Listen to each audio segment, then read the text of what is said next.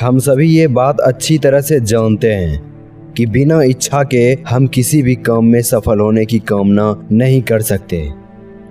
हम किसी काम को शुरू करने से अंत तक खत्म करने के बारे में सोचते भी हैं, तो वो भी हम इस इच्छा के वजह से ही सोचते हैं। लेकिन जिस समय हम किसी काम को करने के बारे में सोचते हैं, तो उस समय हमारे मन में केवल एक इच्छा नहीं आती है, बल्कि इस काम के प्रति अनेकों इच्छाएं पनपती है, जिससे हम कंफ्यूज हो जाते हैं कि कौन सा इच्छा को अपनाकर हम अपने काम के प्रति काम करें। यूँ कहें कि हम अपने काम के प्रति एक सही इच्छा नहीं बना पाते हैं, जिससे हमें उस काम के प्रति बहुत कठिनाइयों का सामना करना पड़ता है।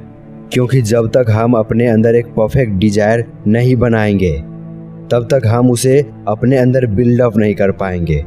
और जब तक हम अपने अंदर एक परफेक्ट डिजायर को बिल्डअप नहीं करेंगे, तब तक हम किसी काम में सफल होने की कामना नहीं कर पाएंगे। इससे अच्छा है कि हम अपने अंदर एक परफेक्ट डिजायर को बिल्डअप करें, ताकि आगे आने वाली कठिनाइयों से हम उसे समझ सके और उसका सलूशन निकाल सके।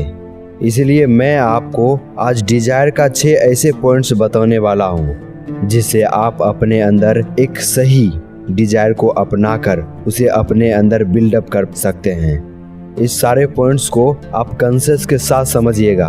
हो सके तो आप इसे कहीं लिख लें, ताकि आप इसे बाद में भी पढ़ सके। पहला है कि आप अपने काम को एक सटीक मात्रा में तय करिए।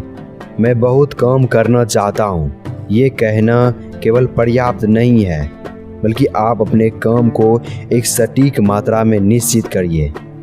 कई बार होता है कि जब हमारे अंदर इच्छाएं पनपने लगती है, तो उस समय हम बहुत काम करने के बारे में सोचने लगते हैं, जिससे हम किसी काम को पूरा नहीं कर पाते हैं। इसीलिए आप अपने काम को एक सटीक मात्रा में निर्धारित करिए।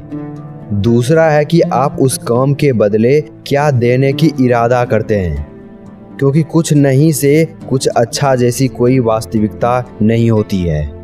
तीसरा है कि एक निश्चित तारीख निर्धारित करिए जब आप किसी काम को पूरा करने की इरादा रखते हैं, क्योंकि कई बार होता है कि हम एक सटीक काम को निर्धारित तो कर लेते हैं, लेकिन हम उसका ड्यूरेशन नहीं निर्धारित करते हैं, जो कि बिल्कुल गलत है। आप अपने काम के साथ साथ उसके ड्यूरेशन भी अपनाइए कि मुझे इस समय से पहले अपने काम को पूरा करना है।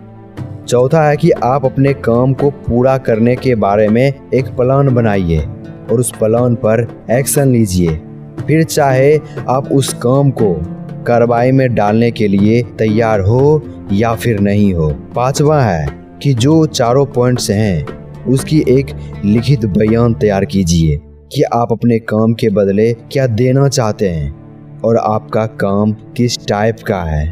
और छठा है कि आप इस बयान को हर रोज पढ़ें। हो सके तो आप इसे उस जगह पे चिपका लें जहां आप हर रोज 10 से 15 मिनट रेस्टिंग टाइम के लिए बैठते हैं।